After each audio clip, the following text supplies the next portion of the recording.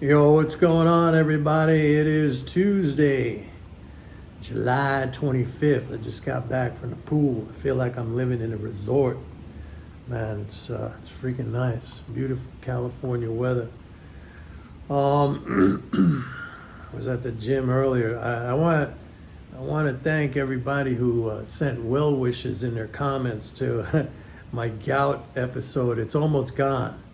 I've been bombarding it with aspirin and ibuprofen, and that seems to have helped a lot. And now, I got my mobility back. I could walk, I could bend my knee. There's still a little bit of pain, but it's nothing like what I was going through the last couple of days. And yesterday, man, it was critical, and it hurt so bad. I didn't think I was gonna get any sleep last night because it was hurting so bad. I couldn't move it, but I had a good night of sleep, and I don't know. Today it just got 100% better. It's just like it's feeling like really good, and that another couple of days it should be back to normal. So yeah, everything is good. It's on a good track. Today the market was up, not that much. I'm impressed by the market's resilience because it's definitely getting more speculative. We've seen a slowdown in the fiscal flows. That's normally, you see that mid-month to the third week in the month. And we had earnings today from Microsoft and Alphabet, or formerly Google. They were better than street forecasts.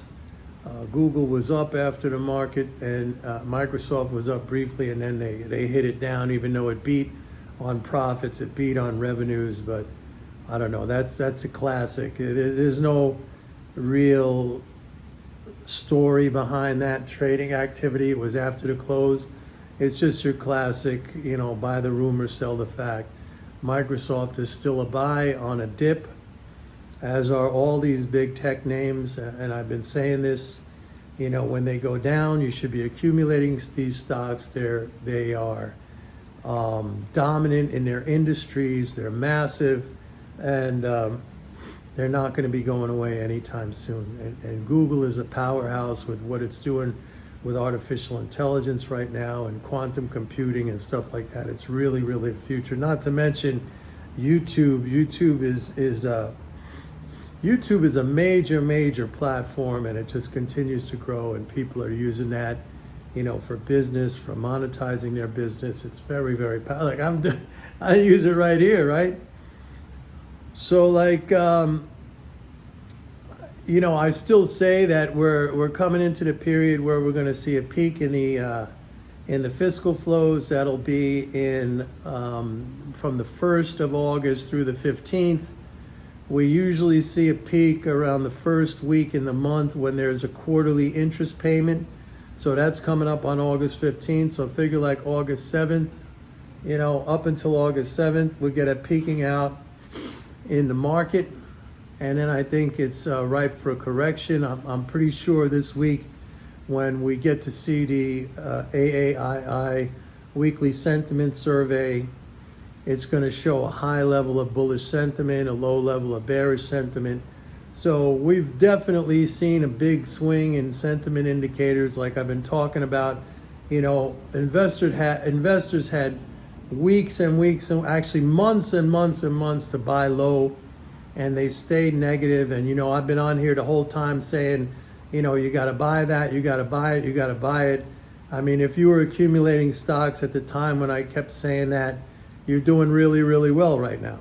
And now I'm saying, take a little money off the table, expect a pullback. The bull market is not over because, like I said yesterday, the main components of fiscal flows, you got 5 things right now. You got Social Security, you got Medicare, you got Medicaid, you have defense spending, and now you have interest income transfers.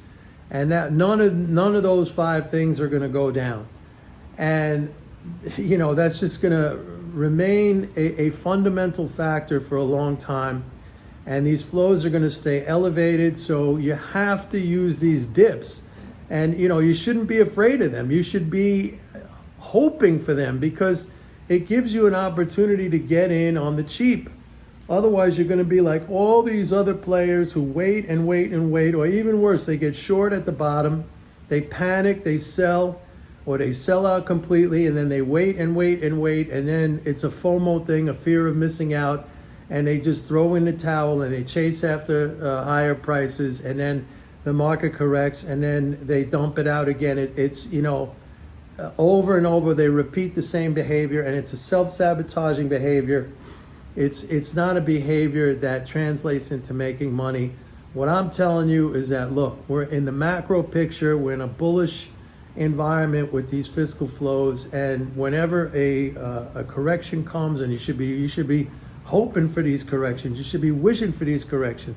They give you opportunities to get in on the cheap, and this is how you're really going to make a difference in the performance of your investments and the performance of your portfolio. If you make this change, which I think is an obvious change. Maybe you might think it's a difficult change. It's not. I mean, it's something that everybody should be doing, but they're not. And actually, that's a good thing, because that allows people like us to take advantage of others they're emotional, they're panicky, they have the wrong understanding, and they end up sabotaging themselves, and literally we take their money.